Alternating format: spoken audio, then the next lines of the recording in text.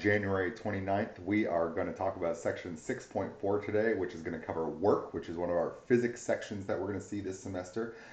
Um, as you can see from my video titles, I generally say work physics here to make sure that people know that that is what we're talking about with work. I think that some non-physics oriented people might be slightly less familiar with this. But kind of one of the things that I think is kind of good for us to see here is that I know that some of the people taking this class are like, going to planning on engineering routes, taking physics classes, stuff like that. I also know that there are very much some people that are taking this class that do not consider themselves to be people that are trying to do physics type stuff. What I think is really important for us to understand is that calculus was literally invented specifically to do physics. We have then since discovered that it actually applies to like literally everything else as well. But at the very least, for historical purposes, it's good for you to understand that we wouldn't have calculus without the motivation to solve physics problems. And so this really is at sort of like the heart of why a lot of physics or calculus things are defined the way that they are, is because that they came about from trying to answer some physics questions here. The good news about doing pretty much everything in physics, and again, this might be an oversimplification that a physicist might get upset at me for, but as far as I'm concerned, the number one most important thing that you can do in every physics problem for your whole life is to let your units be your guide. Attaching a unit to everything and seeing a bunch of unit cancellation happen is how you are going to be 100% confident that everything that you've done has to be correct. If your units work out, then you are right. And so whether you have physics intuition pre-existing coming into this or not is irrelevant. You all can cancel units in fractions, and that means that you're a physicist. All right, so stick with your units. They will not lie to you. So what we want to do here is kind of identify a couple of the most important equations in physics that we'll see here today, and we want to use them and let the guidance of their units inform us as to how to compute some quantities of interest here. And I think that I think I can say with and I guess I took 2 years of physics in high school, I took 2 semesters of physics in college, and I am going to say that I think that the single equation that I used in those 3 years of physics more than literally anything else is Newton's second law of motion. Newton's second law of motion is great. It has an easy way to verbalize. It has a very simple equation, and it's going to be the basis for a ton of stuff that you guys are all going to look at when you take I should update this ever so slightly here. When you all go to take differential equations next spring, we're going to deal with this equation quite a lot out here. All right, so Newton's second law of motion, I think you've all at least heard this verbalized, force equals mass times acceleration. Yeah, and if you're taking physics 4A, that you will use this equation, I'm assuming, for about half the semester to build all sorts of different equations relating force quantities and stuff like that. So when we say this, force equals mass times acceleration, we can see that this has a really easy equation. Force equals mass times acceleration. It's not going to get a whole lot easier than that. The cool thing is that even if you hadn't taken calculus before, like when I took the 2 years of physics that I took in high school, that was pre-calculus, right? Nobody was expected to have a calculus background when you're taking high school physics. It doesn't mean we couldn't manage any force equals mass times acceleration. But what that did mean is that we were missing a really, really, really important part of it. That force equals mass times acceleration is actually describing a second order differential equation. It's the second derivative of position with respect to time is exactly what acceleration is. And so what we're going to see next spring in differential equations is we're going to buff out this equation a little bit even further here, and we're going to end up writing some things that look like our second derivative of position, which is acceleration, times mass. That's one force that we're going to accrue. We're also going to accrue some damping forces, and things like friction. They resist motion, and so we're going to get things like this could be a resistive force, a friction force, an air resistance force. And we're also going to get some position-based forces, right? So when you go to take differential equations, we will deal with this differential equation quite a bit right here, where there is a second derivative of position, a first derivative of position, and a zeroth derivative of position. And what we might be interested in doing in the differential equations class is asking, what function of x over time makes this equation true for a given system? Solving a differential equation, coming up with a function that describes the actual x value of some particle in space or something that is experiencing these forces out here.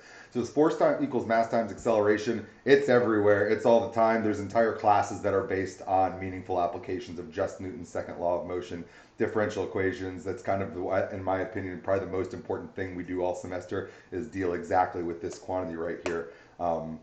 So this is on the one hand, it's great because it's nice and simple. On the other hand, there is a very, very deep amount of complexity that's also associated with it once we recognize that acceleration is in fact a second derivative of position right there. So again, you guys will be seeing this when you all go take differential equations next year, because you should, because why would you learn so much calculus and not do the best stuff you can do with it? So what we are really here for, though, is not Newton's second law of motion. What we're here to describe is work. And so let's define what it means in the physics sense to do work. This is one of those definitions that's not really that hard to grasp onto, but it's ever so slightly different than what you're intuitively thinking of for work. Work is defined to be a force applied over a distance. And what that means is if you don't have a force or if you don't have distance, then then no work happened. Okay, what are you doing? Make yourself work. Calm down. Calm down. Calm down. Okay. Wow, Microsoft Word just had a stroke. I'm sorry, Microsoft Word. I hope you're feeling better. Okay, Microsoft Word started its weekend early right there. Here we go. I'm not going to click on anything crazy this time. So again, work is a force over a distance. And so if there's no force happening, there's no work. And if there's no distance happening, there's no work. I think the pretty classic thing to see in most like physics textbooks right after work is defined as to say, if you push on a wall as hard as you can for hours and hours on end until you are literally exhausted in a ball laying at the bottom of that wall, you have done no work whatsoever, even though you've completely exhausted yourself because there was no distance. You did not push that wall anywhere. You just pushed really, really hard. It's certainly true that you exerted energy with your body. It's true that there was a force that was involved. You pushed really, really hard. Since there was no distance that the wall moved, no work was done in that setting right there. So I think a lot of people think of work as just the force part. Did you push hard? Yes. Well, that doesn't necessarily mean you did work if nothing went anywhere, right? So, and the really nice thing is that we're just going to do a little bit of direct multiplication to get this work component then. Work is just force times distance. The amount of force applied times the distance over which the object moved that was being, that the force was applied to. So we can use our and man, is it going to get any nicer than this? Probably not. Force equals mass times acceleration, work equals force times distance. This is pretty dang easy right here. You should notice that force, the output of mass times acceleration, is the input into the work equation. So it looks like these two equations right here are going to kind of go hand in hand. We're going to use them in conjunction with one another to compute forces, to compute work using a force from mass times acceleration. So let's do our first ever so simple physics problem right here.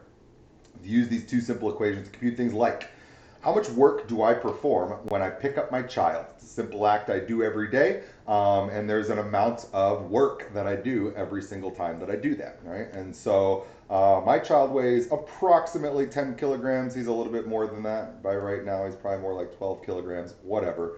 And by the way, oh, there we go. It turns out I'm smiling in that picture. Okay, I guess I'm smiling in that one. So I've got my kid right here, and he's running around and screaming. And so what I know is that I am going to need to, I'm going to use some colors here, I need to lift him. I need to lift him up by 1.6 meters. But what I know is that I have to resist some other force, right? What I know is that there are forces acting against me here. In particular, there is a force of gravity that I have to oppose when I'm picking up my child right here. Gravity is going to be acting downwards at 9.8 meters per second squared. That's just what the gravity is on Earth on average. On Earth, it turns out that if you go to the top of the tallest mountain and stuff like that, we'll get different gravity readings ever so slightly, but not any other drastic changes out there, right? And my goal is to pick him up by 1.6 meters, right? So what I want to do is I want to compute work, and I know that work is a force times a distance. I know one of those two terms right away. I know the distance that I want to apply here is 1.6 meters. But what we don't know is what the force is. But the good news is that we have a way to compute force using Newton's second law. This is mass times acceleration, right? So this force right here should be mass times acceleration for force times the 1.6 meters for the distance.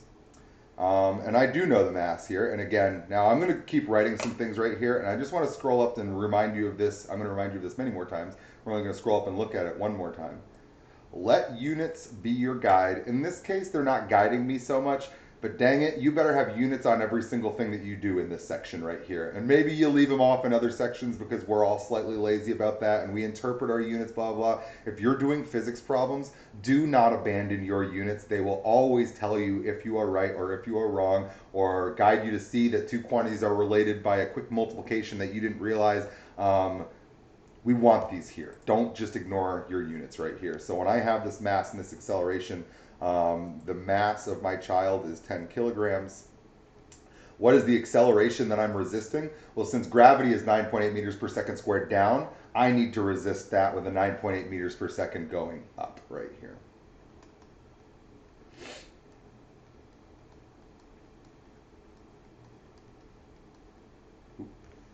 I almost just committed the sin right there. Keep those units on there.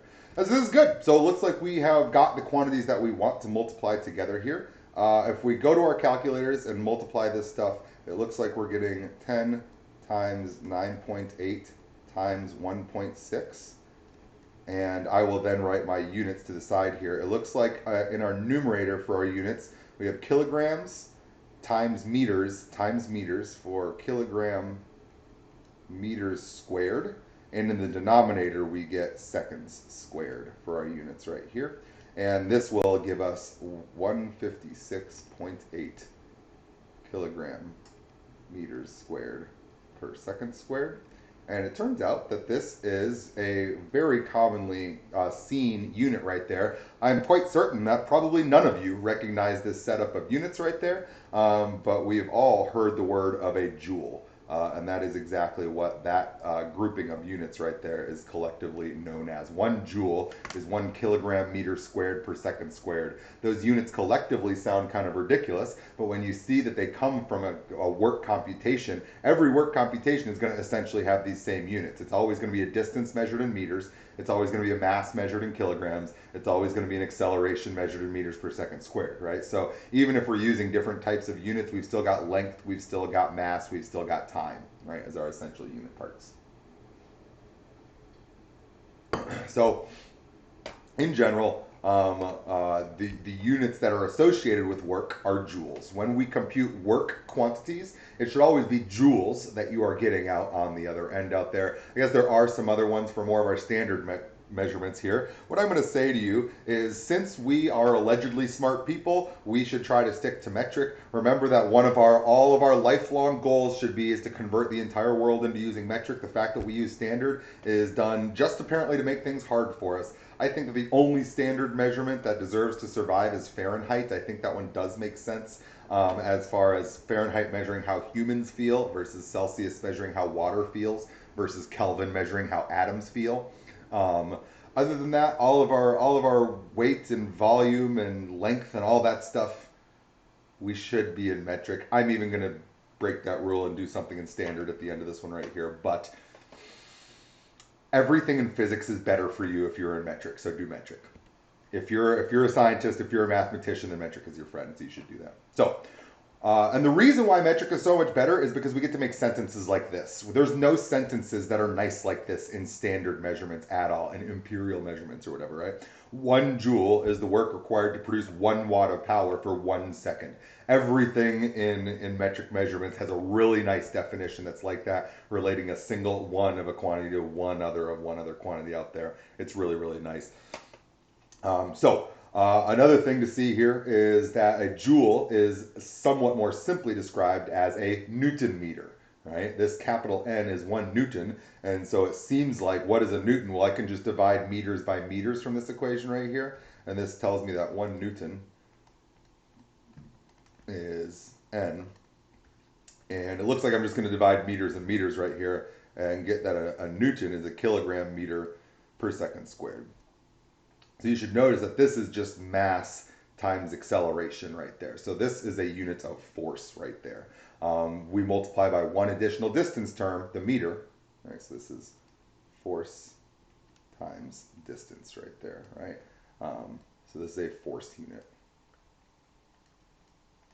Right, this is force times distance gave us joules. This is all of our work units that we've got associated with this thing here. And again, I certainly don't ever expect anybody to look at that and say, "Oh, I know those units right there." Units end up getting a little bit hairy. That's why it matters so much that we keep track of these things and are able to just kind of like look up some units that are related to one another and stuff like that. And again, the fact that we end up mixing metric with standard stuff like that all the time gets to be kind of obnoxious out there. But in any event, this is certainly a unit measurement, a Newton, that you should become to be familiar with. It's a way that we measure force. Right. So again, since a Newton is a metric measurement, that means that it has a smart definition.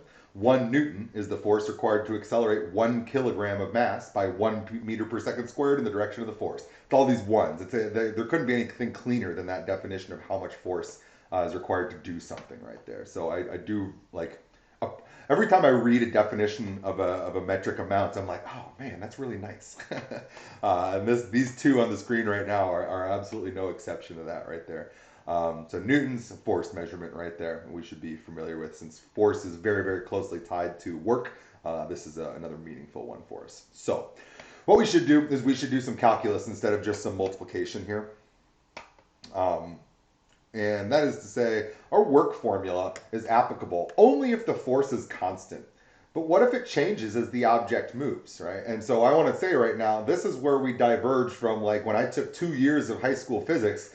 I thought I was cool in high school, but there was no calculus that was involved in any of it, and everything in physics actually involves calculus. So we were always given all of these formulas, but saying, oh, but remember, in that formula, we have to have things like the force has to be constant over the entire duration of the work that's being done right there, whereas that's just not realistic to like any real world scenario, right? So when I'm in high school learning all this physics stuff, the concepts were there, but we were really only able to apply those concepts to a really narrow, kind of unlikely set of scenarios where like everything has to be held constant and nothing can be a variable, because then you'd have to do calculus, and we couldn't expect that those people knew calculus yet, right?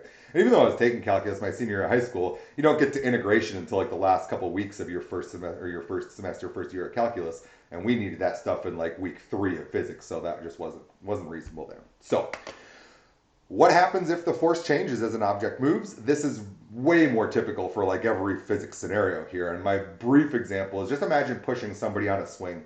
You have a lot of strength when you're right here, and I can push really hard when I am close to my body.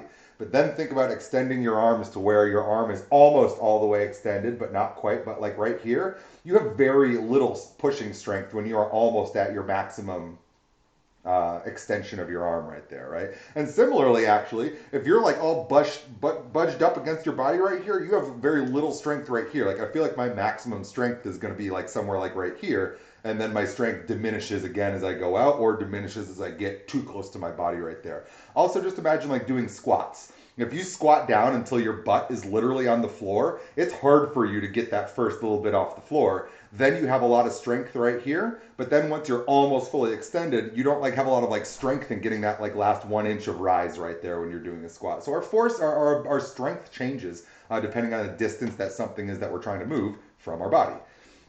And so in that case, it should be that force is a variable quantity. The amount of force that I'm applying should depend on how far away the object is that I'm like pushing, for example, like on the swing. I should have little force, a lot of force, and then a diminishing amount of force until at full extension I have 0 force that I'm applying. And so it seems like force in this case is a function of distance. In this case, I want you to say, kind of realize, it's absolutely the case that in lots of scenarios, our force might more be dependent on time instead of on position. But in this example right here, for like pushing on the swing, I think it makes sense that depending on the distance that the swing is from our body, the distance, the x value, that will change the amount of force that our body is able to apply to that swing in that distance right there, or in that scenario right there. So What this means to us is that we need to accrue little bits of force over little bits of distances and add them all up. That sounds a lot to me like integration right here, right? So now what we're thinking is, instead of thinking of this as one giant motion, I'm thinking of, let's do the first 1/100th of the swing push, and then the second 100th, and then the third 100th, and then the fourth 100th. All of these are little bits of push over which we can, it's a little bit more appropriate to assume that the force is constant over my first 1/100th. And even that's an exaggeration right there, right? It's really continuously changing all the time.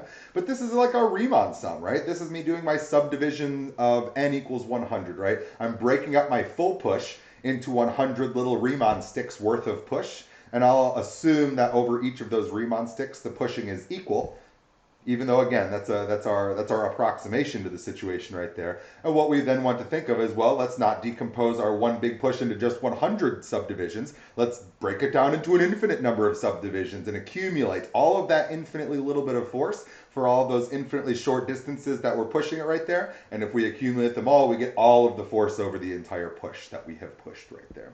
So it makes a lot more sense, rather than to just do a constant F times a constant D, to instead do a variable force over an infinitely short distance and add up. I'm trying to highlight just the integral sign, and add up all of those infinitely short distances over which that force is applied to get the total force applied over a distance right here. So we're still multiplying force times distance. It's just an infinitely short distance and accruing lots and lots and lots of those infinitely short pushes right there to get one big push. So our work done to move an object from a location x equals a to x equals b can just be the integral of our work equation right there, right? So this is what I got in high school. This is what I got in college. And they're the same formula. We just slapped an integral sign on the front right there. Very convenient.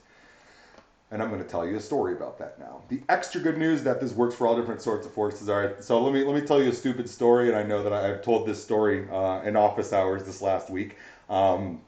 But I do just want to give a brief mention about this right here. So when I was in college, I had some ups and downs in college. I was pretty good at things, pretty good at math, pretty good at physics, stuff like that. I was also pretty good at blowing off a lot of my coursework and just partying the whole time and not being responsible. I had good semesters and I had bad semesters, stuff like that. So when I had just transferred to my undergraduate in Colorado in my junior year, and the good thing for me was that when I was going to St. Louis University for my first couple of years of undergrad, St. Louis University has a very, very good pre-med program, and they have a very good aerospace engineering program. What that means is that biology, chemistry, physics, those were all crushingly difficult classes because there were very, very high quality programs that people were trying to get into through them. So Chem 100, Bio 100, Physics 100 were all like 50% pass rate, absolute weed out classes. And so I was like discouraged from taking them casually. Like, I just want to take science classes. That was just not a good move. When I transferred to my school in Colorado at Western State, it's not like they had like a bad program there. It just wasn't like some insanely competitive science programs there. And so it was more acceptable for me to take multiple semesters of introductory science courses without getting like clubbed over the head, right? So I was taking my 2 semesters of 200 level physics classes there, my calculus-based physics. And I had taken 2 years of physics in high school. That had been at that point like 3 years, two and a half years gap between those 2.5, 3 years gap. But I'd still had quite a little bit of physics experience, right? But the point is, I'm going into this physics class being like, I'm a baller. I've already taken 2 years of physics. I know what we're doing here. And so I blew that class off kind of a lot, even though it was like one that I really liked and enjoyed. I was like, I got this, because I was dumb back then. So at one point in time, I apparently decided that it was going to be acceptable for me to miss lots of class. The physics class I was taking was a Tuesday, Thursday class. It meant like 2 hours each, twice a week. And at one point in time, I think that what happened was I think that I like went to class on a Thursday. I missed both Tuesday and Thursday the next week, and then missed Tuesday the week after that as well. So I missed I hadn't been to class in 2 weeks. So I showed up then to the next Thursday, and I walk into the classroom, and everybody's sitting there like furiously tearing through their notes. And it's only like 13, 14 people in the class. I know personally like at least 10 of them. Like I'm friends with like a majority of the students in the class. And like they look up as I walk in, and they're just like, and I'm like, what's going on, guys? And they're like, you're screwed, Tony. There's a test today. And they all think this is hilarious because like we know each other, and they know I haven't been there, and they've all been there. And I'm like, oh, okay. And like, I don't even know what we've covered. I haven't been there in 2 weeks. So I sit down and like, I don't even have notes to tear through. I have my textbook. I don't even know what chapter I should like peruse very briefly.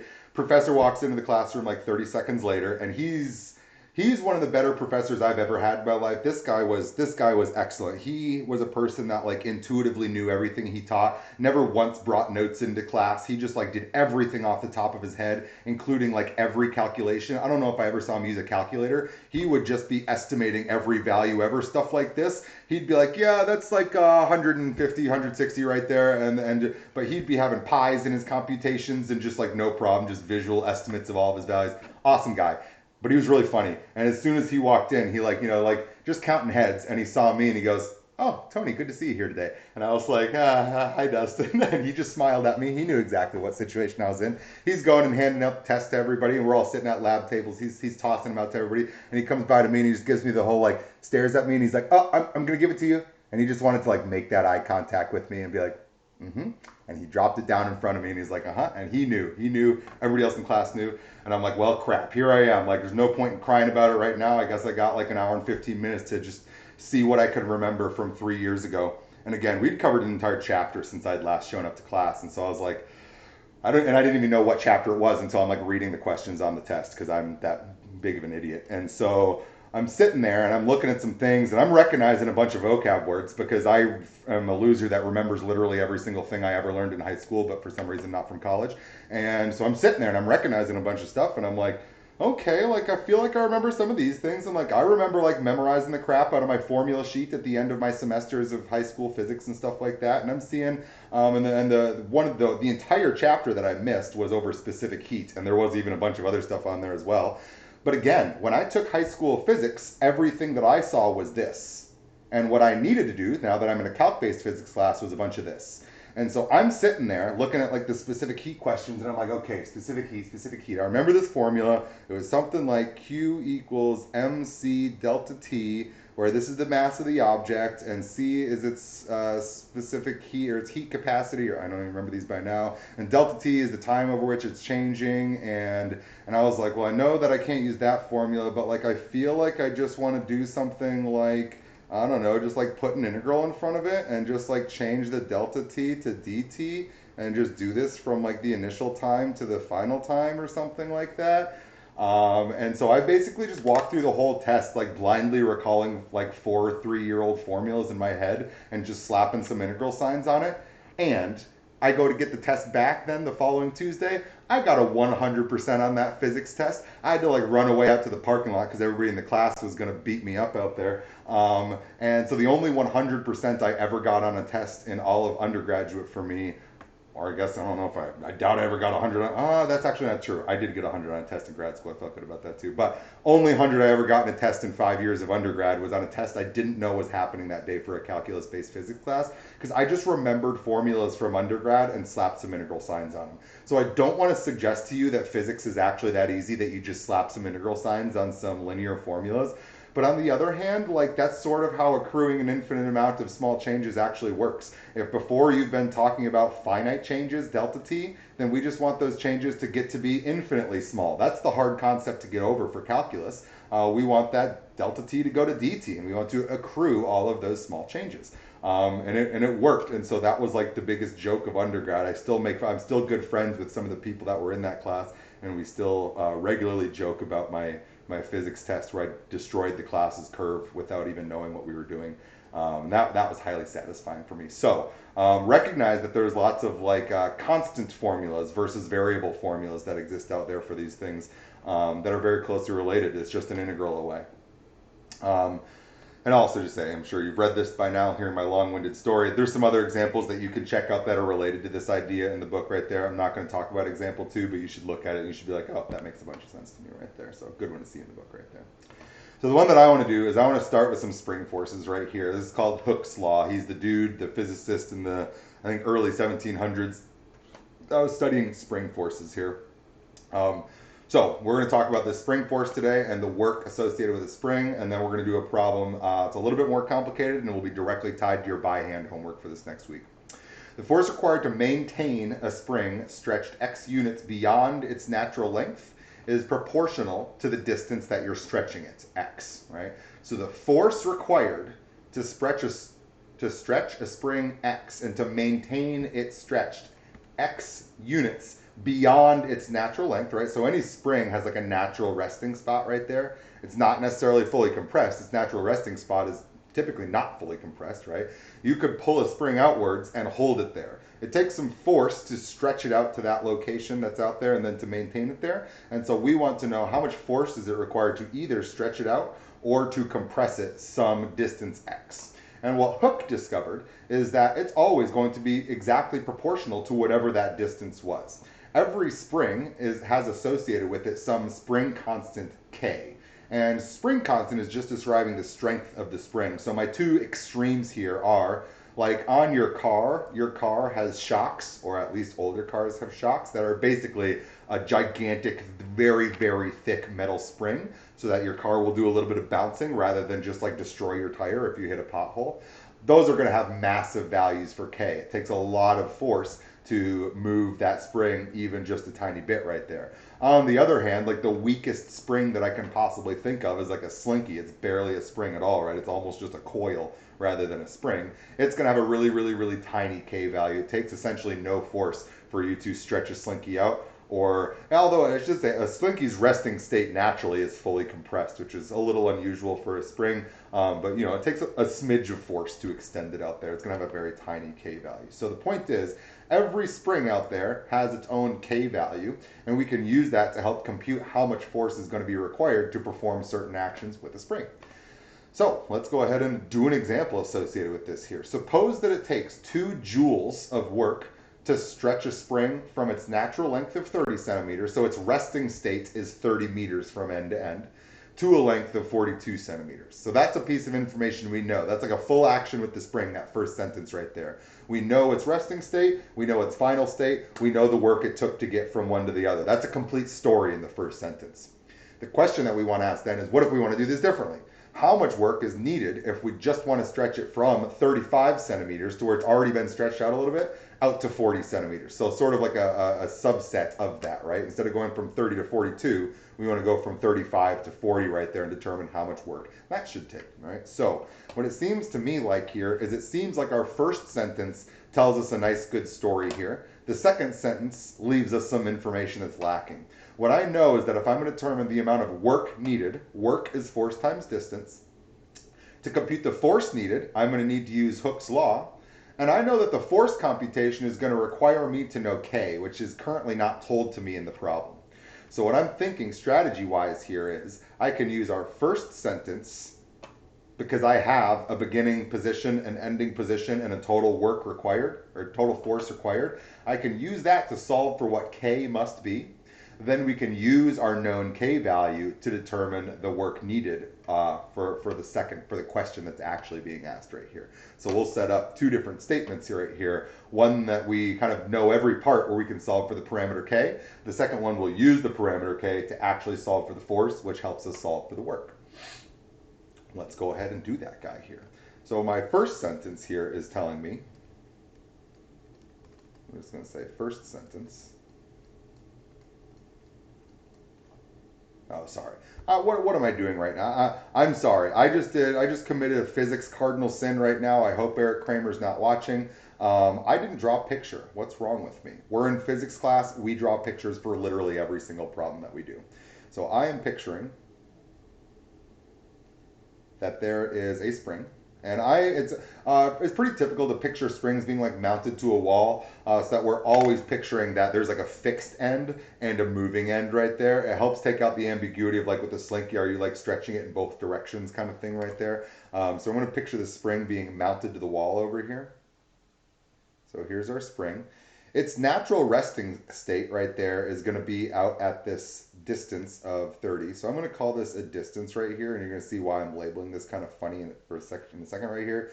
Our distances of interest, we're going to want to look at 30, 42, 35, and 40. Those are like all of the measurements of interest to me right here. So I'm thinking here 30, 35, and 40, and 42.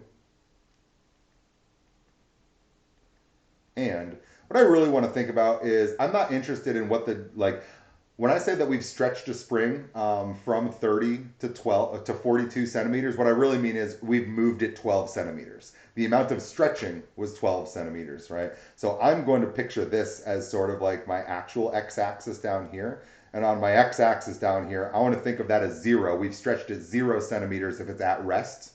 We've stretched it 5 centimeters to get to the 35, 10 centimeters to get to 40, and 12 centimeters to get to 42 right there. So these are my stretching amounts. That's the actual values I'm going to want to actually use in my computation with this problem here, right?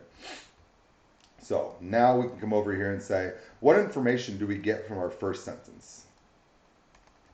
Well, what it seems to me like we want is we want to think about the work that's associated with this guy right here. And I know how much work was done, right? We have determined, sorry, coming back up here, that when we do work computations, what we get out from work is joules. So when it tells me I did 2 joules worth of work, that means that our work computation produced an answer of 2 joules as its output right there. All right.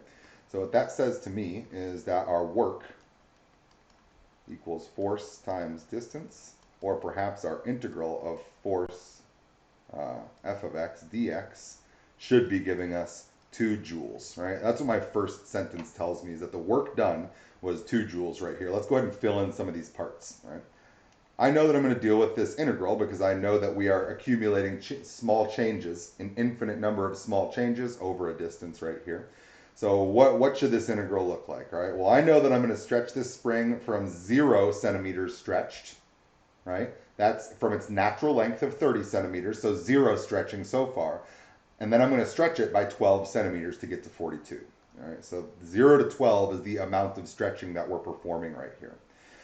My f of x, we want to remember, this is my force. Right? So f of x is going to be my spring force. And I know that f of x, in this case, this is my spring force. Well, I have a formula for that. This should be k times x. All right, that's my spring force that I've got right there.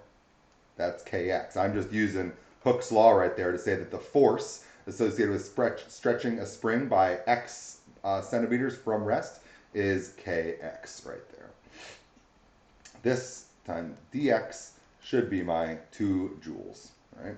So let's go ahead and see what we can see right here. It looks like I can do this integral right here, but there is an unknown parameter of k. But the good news is I know what I'm getting out from my integral. So it seems like I can use this setup to solve for the spring constant k. Then we'll use the spring constant k to actually go ahead and answer the question about the other stretching scenario, the 35 to 40 centimeter scenario. So it looks like I can say, and now I'm going to kind of transition into math mode out of physics mode right here, meaning I'm going to stop writing that j on the end of my output right there because I don't want to get any variable confusion right here. And we can go ahead and integrate.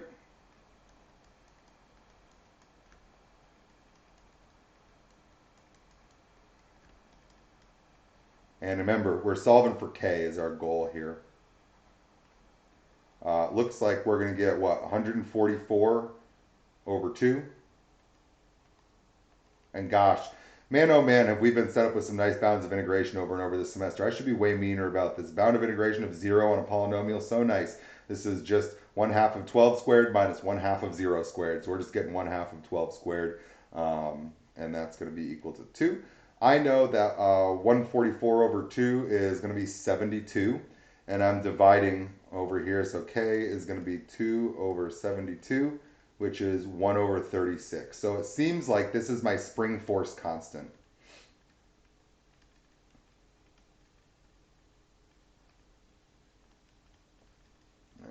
So this is telling me how strong my spring is now. This is a measurement of the toughness of the spring, the difficulty that it takes to apply a force to it and get some action out of it. What I now want to do is I want to now use this in my new desired computation here, right? Now for our second sentence, I now want to say, well, what we're really interested in finding is how much work is needed to stretch from 35 to 40. Well, now this says I want to know work and I don't know the output from it. So now we're just computing an integral and getting an output rather than knowing the output and solving for a parameter here. So now it seems like we're going to accumulate the work done from 5 meters stretched, or sorry, 5 centimeters stretched to 10 centimeters stretched. So this will be an integral from 5 to 10 because that's the stretching amounts associated with 35 centimeters to 40 relative to our baseline of 30 centimeters at rest. We know that we want to do our kx right here. Okay, sorry. I am going to write this as force times distance right here. But this really should be an integral from 5 to 10 of our kx dx right here because this is our spring force. And we know the k, right? So this really is just going to be our integral from 5 to 10 of 1 over 36 x dx. And we are good to go ahead and evaluate our integral here. Looks like I'm going to need a little more room.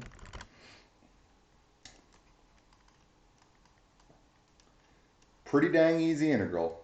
The setup and the picture are the key and the units. The actual calculus for this is actually pretty easy. In fact, it's about as easy as it could possibly ever be. Integral of x. It's not exactly breaking our backs here. All right, I actually have to do some work to evaluate my bounds. Oh my gosh. Also, I'm seeing, you know what, I'm gonna be smarter right here and just say this 1/2 is also a constant multiple, so we might as well just drag that out front with us also.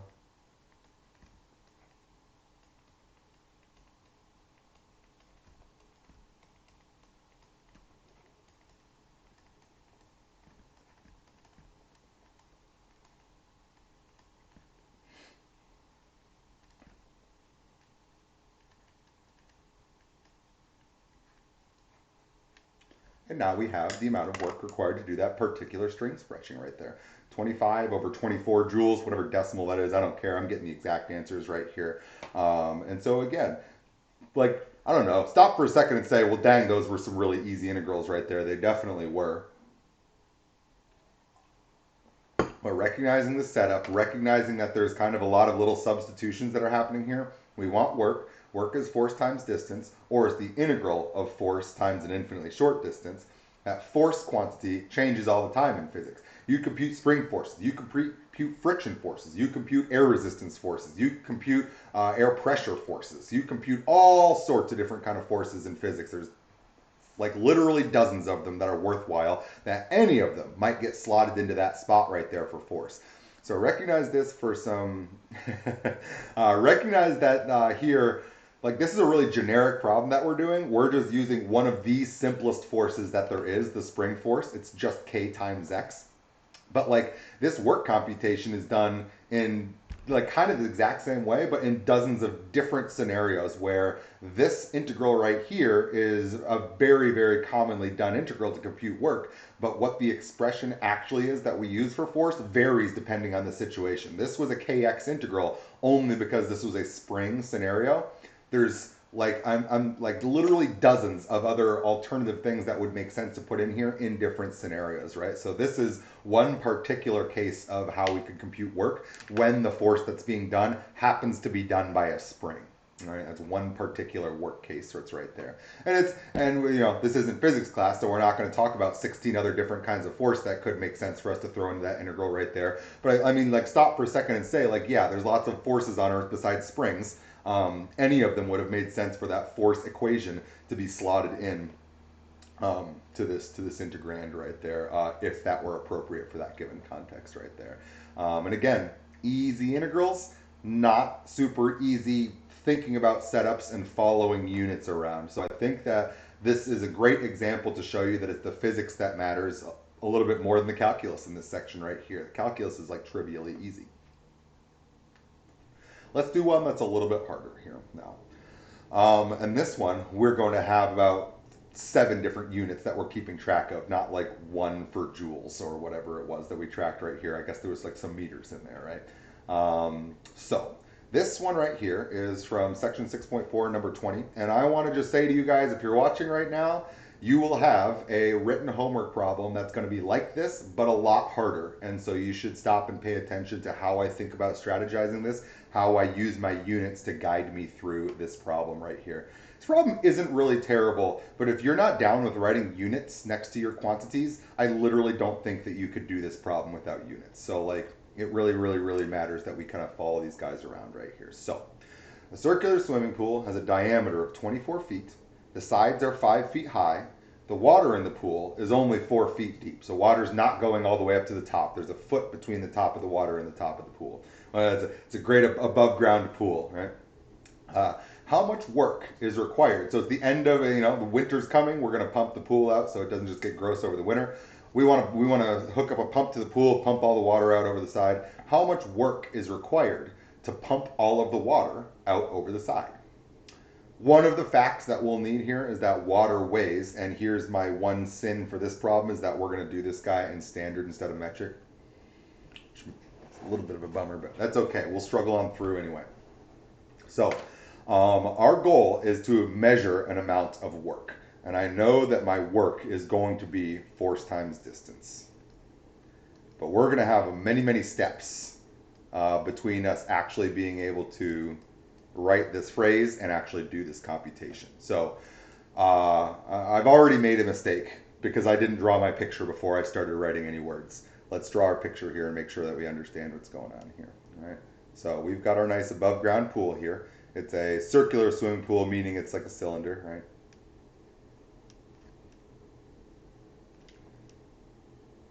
In this swimming pool, we've got that our water is only going up to 4 feet, right? So the water is 4 feet, but the overall height is 5 feet. And here's the thing that we want to think about. What we want to think about here is how much work does it take to move. And the bad thing I could say is how much work does it take to move this water? Well, the reason why that's such a bad phrasing is because this water suggests that this water is like a unit of water. But really what we know is that water is, if this is a swimming pool, then we've got to imagine that there's probably a couple of quadrillion molecules of water that's in this pool, right? And kind of the point to me is, as we thought about with our how much work does it take for me to lift my baby problem, if my baby was already on a step stool off the ground a little bit, then I have less work to do because there's less height overall with which to move that baby. So what you guys should be thinking to yourselves right now is the water that's currently at the surface of the water, the molecules that are all hanging out up here, the work required to get them out of the pool is only a little bit because we only need to make them travel 1 foot to get up to the edge, and then they can go out over the edge.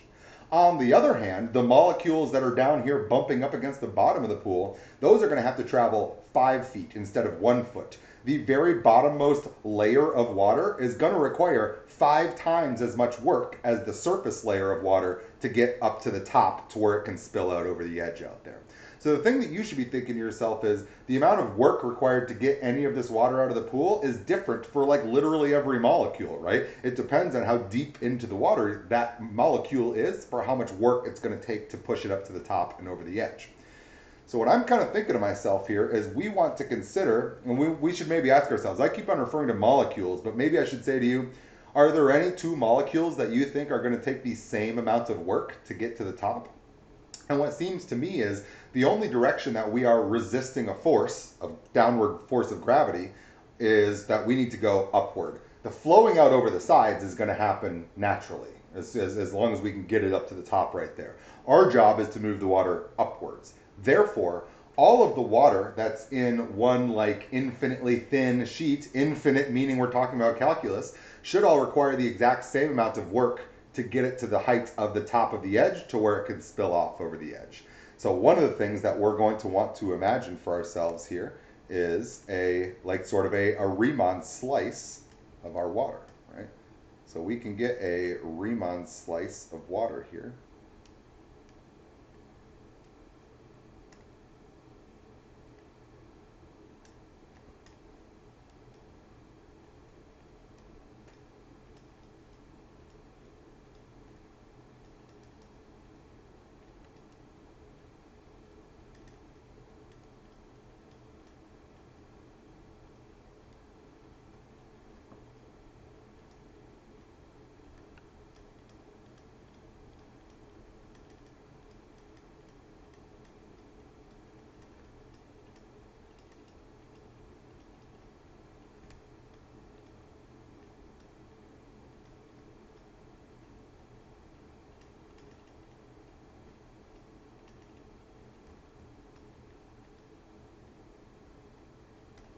And since the distance that they have to travel is the same, and the force that's being applied to them is the same, gravity that we need to resist, the overall work to move that one layer could be described collectively rather than like molecule by molecule, right? So I'm kind of picturing to myself here that there should be then a vertical axis, like a y-axis that we want to measure. We're down here at the bottom of the pool, we're at a height of 0. We know that our Riemann height, I don't know, we'll just call it y right there, of our general Riemann disk of water right there. And we know that 4 is where we are at the water level, and that 5 is where we're actually at the top of the pool right there. So I think this will be like a useful guide for us as far as some of the y values that we're going to want to consider here. All right. So if I want to talk about work being equal to force times distance, what that means to me is I need to know two pieces of information. I need to be able to talk about my force, and I need to talk about my distance associated with each of these layers of water that we're moving to the top right there. One of these is easier than the other. I think that the distance is an easier computation. So if we are one of the molecules in this Riemann slice of water right here, the question that I have for you is, what is the distance that this slice needs to travel to reach the top of the pool where it can flow out over the edge? Stop and think carefully. It's not the easiest question in the world, but it's not the hardest question in the world. You should be able to come up with this. It is currently at a height of y. It needs to be at a height of 5. The distance, therefore, that it needs to travel should be 5 minus y, right? If the current height of the water right here at y is 2, then it has 3 feet left to travel to get to the top. If this is the very, very bottom layer of 0, it has 5 to travel. And if it were at 4, it only has 1 to travel. So it's the complement with 5, right? So our distance that we need to travel, d, I'm going to measure as 5 minus y right there. That's the distance that each Riemann layer has to travel to get to the top of the pool so that it can flow out over the edge. Now, our force computation is going to be a little bit more difficult here, and one of the reasons why is because how do we even compute a force? We have a spring force computation up there, but I don't, we're not using springs here, right? So, one of the things that I see is I do see a force measurement on my screen right here. I see that pounds is a measure of force.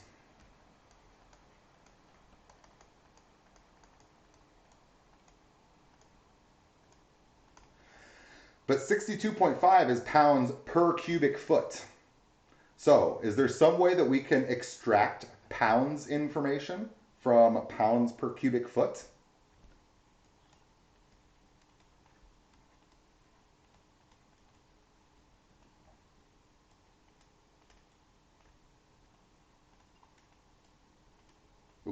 I want to write meters cubed because I'm a physicist and not an American.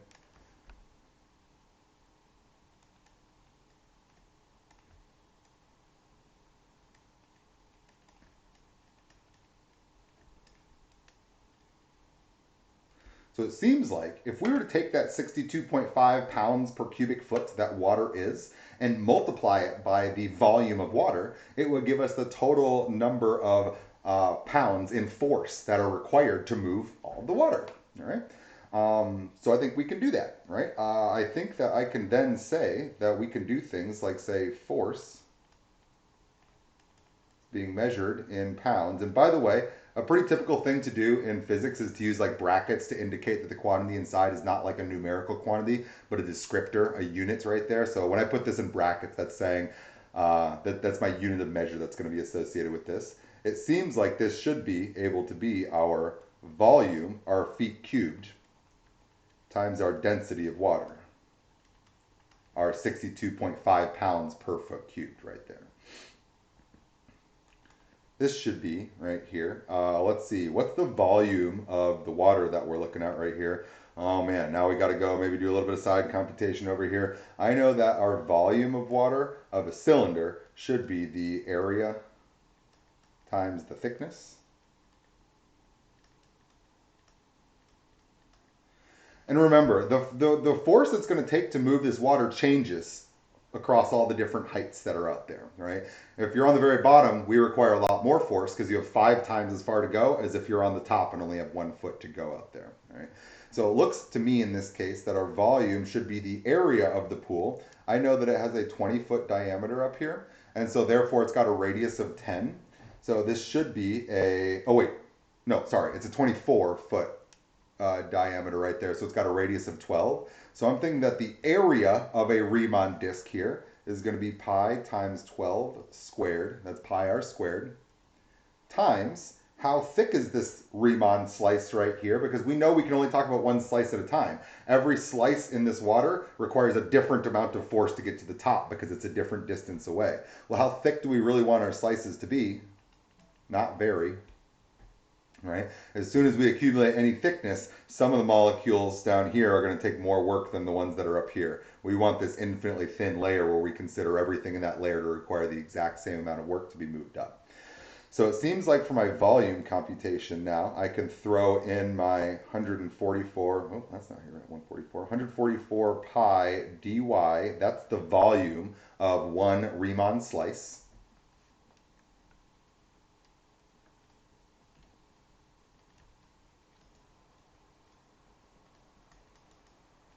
And we're going to multiply this. This is a measure right here of feet cubed.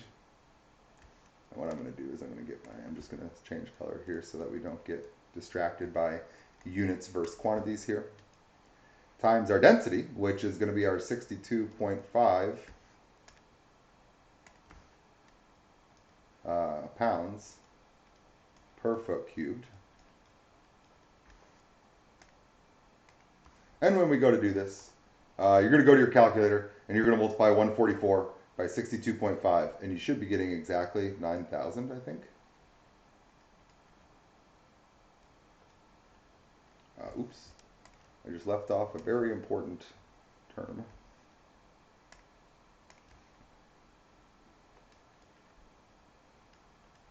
So every layer of water requires 9,000 pi dy pounds of force to move that layer of water. Right? What we want to do is apply that force over a known distance and see if we can accumulate all of the Riemann slices force over a distance to the top. So in a sense, we're doing this force times distance an infinite number of times, one for every layer, and adding up all of those cumulative forces times distances right there. Right? So I think we have the parts that we need. I know what my force is now. I know what my distance is. I know that I can integrate the product of force times distance to arrive at my overall work required.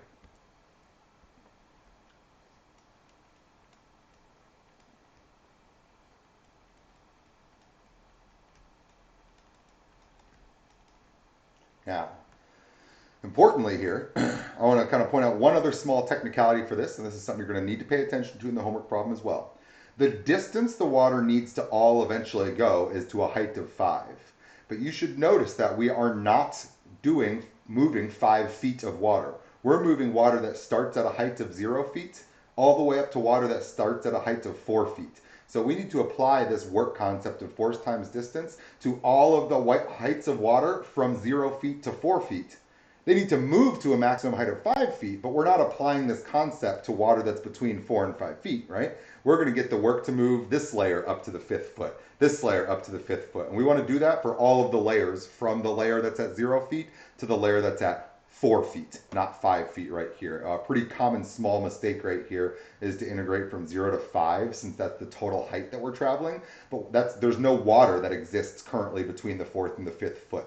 So we're integrating from 0 to 4. Our force here is our 9,000 pi dy. Our distance is 5 minus y. Hey, we're going to get another really easy integral right here. That's kind of nice for us. It looks like I can go ahead and get all my constants out front. This should be 9,000 pi times the integral from 0 to 4 of just 5 minus y dy now. Really easy integral. This setup is hard. If you don't do unit math, you're screwed. You have to follow around your feet and your feet cubed and your pounds and your densities and your volumes. and your thicknesses. Like there's so many different measurements that we want to be able to think about here. Really hard to set this guy up if we can't think about our units here. So you gotta deal with your units here. You can't just do some multiplication or look for a general, like imagine trying to make a general formula for problems like this. I just don't think it's going to work out. There's lots of changing parts out here. The calculus at the end ends up simple, but I think that's like the only easy part about this problem is computing the integral at the end here. So now we're cruising. This should just, now I'm just talking and not integrating. So I'm seeing here our constant hanging out up front. I'm getting a 5y minus 1/2 y squared evaluated from y equals 0 to y equals 4.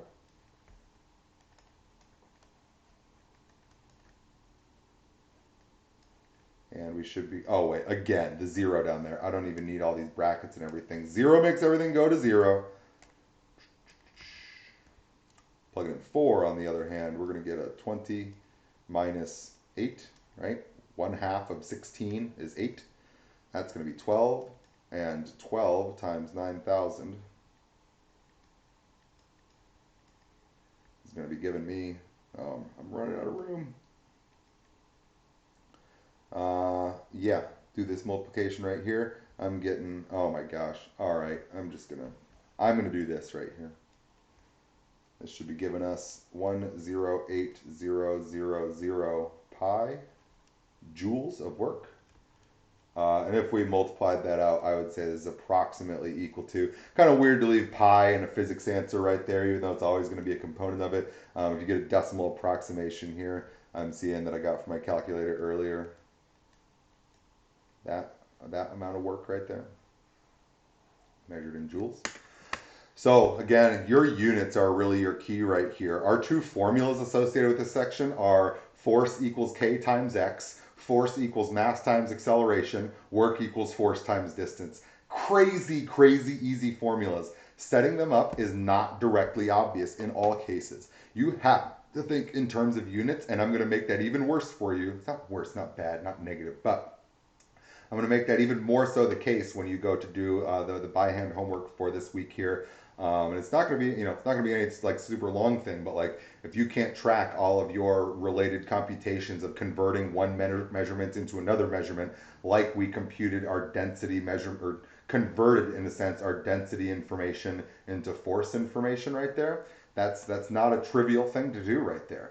Another big concept here is stopping and asking yourself, how much work does it take, for one molecule? Are there molecules that behave the same? Well, yeah. One sheet of them all was going to have to experience the exact same amount of force, which is why we've identified one Riemann sheet of water and thought about moving an infinite number of Riemann sheets collectively, rather than individual molecules, which would have been complicated, or trying to think about moving all of it at once, which wouldn't have made sense because different water at different height would require a different amount of force to get moved the necessary distance, and so all the works would be different for them.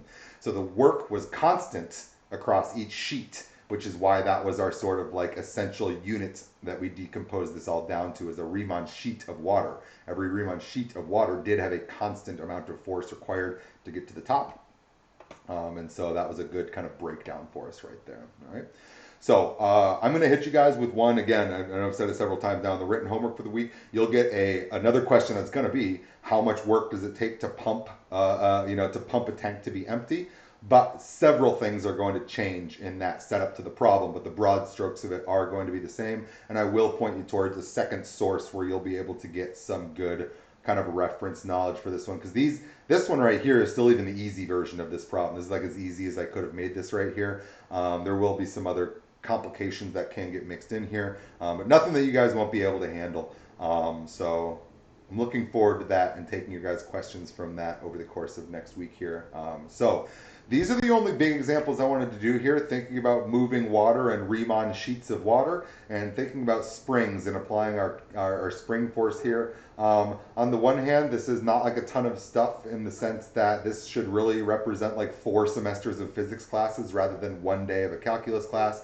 But we've got a lot of things to talk about other than physics applications in this class, which is why this is just like one tiny little look at some physics applications that are directly associated with some of the calculus that we've been thinking about. And again, coming back to recognize that thinking in terms of Riemann objects is key to our success right here. That never, ever goes away. Thinking in terms of your Riemann objects always is going to matter. So keep on doing that stuff here. So that's what I've got for you guys here for today. Next week, we're going to start with average value. That's going to be one of our easiest sections probably of the entire semester. We will see that average value does have some really cool applications to it, but the concept of average value is very easy. You guys know that averages are where you add up a bunch of stuff and divide by the number of things that you added up. That's about how much intuition you're going to need for the average value section. So next week we'll start with an easy one right there with 6.5. And then I don't even remember what we do for 6.6. But in any event, this is our wrap up here for our week 3 content right here with work. We will see a little bit more physics stuff later. But this is a kind of a wrap up for our things right here. Yeah, good call. It is nice to do physics and thinking about, and again, since you're doing physics in a math class, I always like our exact answers, not worrying about our sig figs, all of our decimals, a bunch of kind of some other technicalities here. We want to think about our Riemann sheets and think about how these are associated with integration here is kind of our broader key concept. So that's all I've got for you here for our week 3 things, guys. We will be back in week 4 talking about average value and getting chapter 6 wrapped up. I'm really looking forward to starting chapter 7 because in chapter 7 we get a bunch of our much fancier integration techniques. So moving again away from applications. Remember that chapter 7 is more techniques rather than application. Oh yeah, average value is the end of that. Oh man, so that's really good. So just as my wrap up then, section 6.5 is going to be super easy on average value. Section 7.1, I'm not going to say it's going to be hard, but it's really our like graduated adult version of U sub. U sub is like our easy substitution technique. Section 7.1 is going to be integration by parts. It's going to be our slightly more complicated substitution technique. It's going to help us handle a bunch of integration cases that we've seen that we can't do yet. And it's one of the most important integration techniques that there is. So we'll get that next week in section 7.1 as well. So I'm very much looking forward to that. So have a good week 3, everybody. And I will see you guys next week for 6.5 and 7.1. Have a good one.